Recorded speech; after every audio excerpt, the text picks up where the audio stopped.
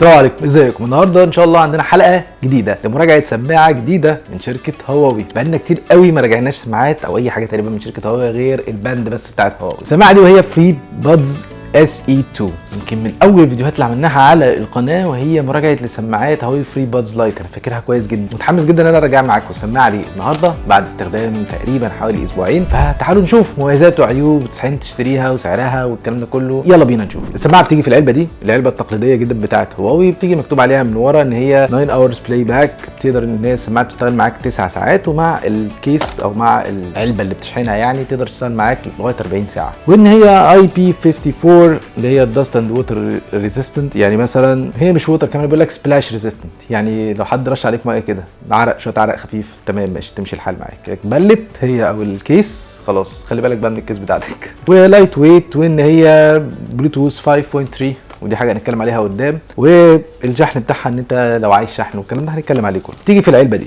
اول حاجه بتاخد بالك منها العلبه دي كوزي قوي، تيجي بلونين، اللون الازرق واللون الابيض. العلبه دي مكتوب عليها هواوي من قدام، ما بتبصمش كتير. اللون الازرق ده مش عارف ده تركوايز او ازرق، يعني شو قولوا لي انتوا في الكومنتس لو ده لون ايه بالظبط. بتيجي بليد من قدام بينور اخضر لو هي مشحونه على الاخر، وبينور احمر طبعا لو هي مش مشحونه. وبتيجي بشحن من تحت اللي هي مدخل الشحن اللي هو تايب سي. دي حاجه كويسه ان هي تايب سي مش اي حاجه ثانيه، لان كل حاجه دلوقتي بقت تايب سي، حتى الايفون بقى تايب سي يا جماعه. فيا ريت نبطل نعمل اي حاجه غير التايب سي. تيجي تفتح العلبه تقفلها، صوتها عالي كده، وصوتها تحسه له كواليتي. العلبه نفسها تحس ان هي شكلها قديم، لكن لما بتفتحها بتلاقي سماعات كده شكلها روش كده، شبه التايجر كده، شبه اللي هو كان اسمه بلاك بانثر باين، شبه الشعار بتاعهم كده. فهي لطيفه قوي. لما بتيجي تقفل وتفتح السماعه تحس ان هي ممكن تتكسر منك سيكه، تحس ان هي خفيفه شويه ممكن تتكسر منك. صوتها عالي، معلش انا ضايقتكم بيها بالمايك انا عارف. لكن لما تفتحها هي سهله ان انت تفتحها بايدك بايد واحده يعني عادي جدا، بس مش سهل ان انت تطلع السماعه بايد واحده، هتزعل وممكن السماعه تقع منك كمان. فطلعها بايدك الاثنين احسن. اول ما بتطلعها زي ما انتم شايفين ما بيجيش معاها طبعا اير تيبس،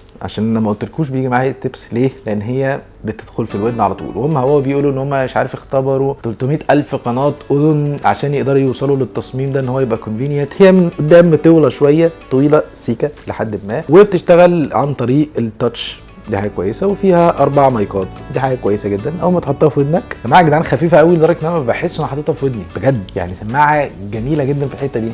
في ودنك الثانيه بس خلاص كده يا معلم، سماعه ثابته في ودنك، شكلها حلو في ودنك، ما فيهاش نويز كانسليشن، دي مفاجاه كبيره، عشان كده انت مش سادد كل الاصوات اللي حواليك. دي بتبقى ميزه وعيب. يعني ميزه ان انا مثلا لو ماشي في الشارع فمفيش عربيات تخبطني لا قدر الله، لو في حد بيكلمني اقدر ان انا اوقف الاغاني ساعتها مثلا واسمعه، فدي حاجه كويسه. كمان السماعه دي بتقدر ان هي تشتغل على التطبيق بتاع هواوي AI لايف، فتقدر ان انت تستخدمها عادي من خلال التطبيق. لو انت عملت كونكت للسماعه مع التليفون بتاعك وفتحت التطبيق مش هتلاقيها، التطبيق مش هيلاقيها، لكن لازم ترجع السماعه لعلبه الشحن وتفتح علبه الشحن جنب الموبايل، تكون عامل لها كونكت، فتفضل السماعه جوه علبه الشحن وفاتح علبه الشحن، وبعدين هتلاقيها على التطبيق تدوس عليها يظهر لك بقى ايه شحن البطاريه كام وشحن كل سماعه منهم كام، وتقدر تتحكم في الاي كيو او الايكولايزر يعني بتاع السماعات، تسمع صوت عامل ازاي. بس هم 4 مودز بس، الديفولت والبيز اب، وفي حاجه اسمها فويسز وتريبل بوست. يعني مش هنقدر نقول تحكم قوي، لكن انا بخليها على البيز بوست على طول او البيز اب على طول. يعني التحكم كمان في السماعه دي مش كبير، يعني هو بيقول لك ان انت لو انت في كول مثلا ايدر ايربادز، لو انت دوست على واحده من الاثنين اللي يحصل مثلا مرتين او مره دوسه طويله، والليفت والرايت لو انت دوست مرتين دبل تاب، لان هي بتشتغل عن طريق النقر، او اللي هو يعني انت تدوس عليها مرتين من غير ما فيها زرار يعني بالاخر. كمان السماعه دي فيها لو ليتنسي عشان تقدر تستخدمها للالعاب، تقدر طبعا تعملها ابديت للفريم وير، بس هي بتيجي بابديتد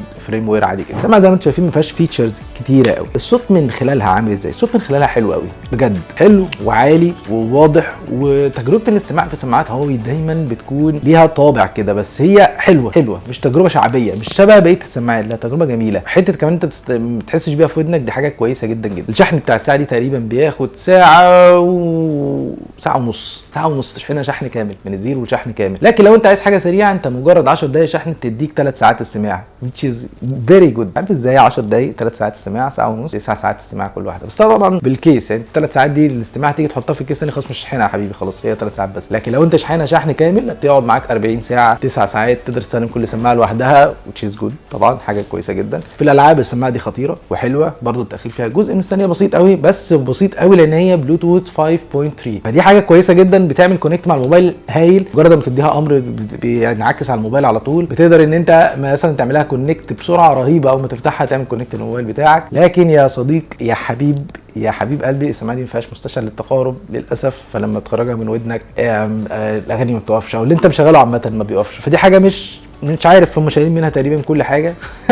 بس هي سماعه لطيفه. المكالمات بقى عامله ازاي؟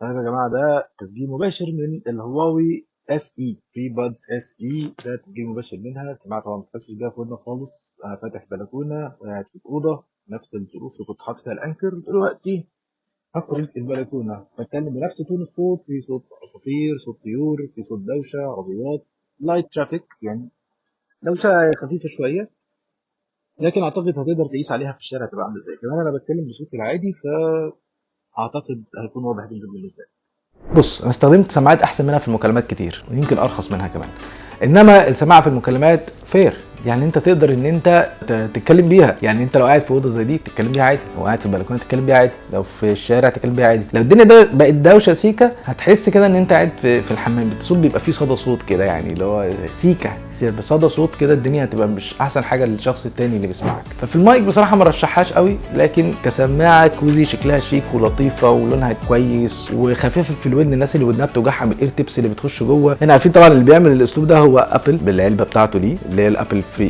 ايربودز 3. ما فيهاش برضه نويز كانسليشن، فعادي، فده مش الازمه يعني. لكن اللي بيعمل نفس الحوار ده هو ابل، انت تحسش بيها في ودنك، فدي بتديك راحه جدا جدا جدا في الاستخدام. بالدرهم الاماراتي حوالي 179 درهم او 180 درهم يعني تقريبا، وبالجنيه المصري بتعمل تقريبا يعني طبعا انت عارفين في رينج اسعار. بالجنيه المصري حوالي 2500 ل 3500 جنيه على حسب المكان اللي بتشتريها منه. فلو لقيتها سماعه حلوه، لو انت عايز حاجه شيك، لو انت عايز حاجه شيك بحسها بناتي شويه، بحسها شكلها شيك كده ولطيف. لو انت عايز حاجه شيك دي يعني جو فور ات. عايز حاجه للمكالمات، بتتكلمي كتير بتتكلمي بره العربيه او كده، لا خلاص يبقى انت تروحي بقى لحاجات تانية. تروحي للحلقه اللي جايه اللي هتكون فيها مقارنه ما بين 3 سماعات من انكر، والحلقه اللي بعدها السماعه اللي هتفوز من المقارنه دي هقارنها لكم مع الهواوي، وهقول لكم تشتروا انهي احسن. فعشان تشوف الحلقات دي لازم تكون متاكد انك عامل سبسكرايب عشان يقدر يوصلك كل جديد. ولو الفيديو عجبك يا ريت تعمل لايك عشان ينتشر ويوصل لناس غيرك. وبشكرك جدا لو انت لسه بتتفرج على الحلقه لغايه دلوقتي. حاجه كمان عايز اقول لك، انا نسيت، معلش انا اسف، ما تعملش كونكت بكذا جهاز. فيعني ايه، دي معلومه قلت لكم في اخر الفيديو،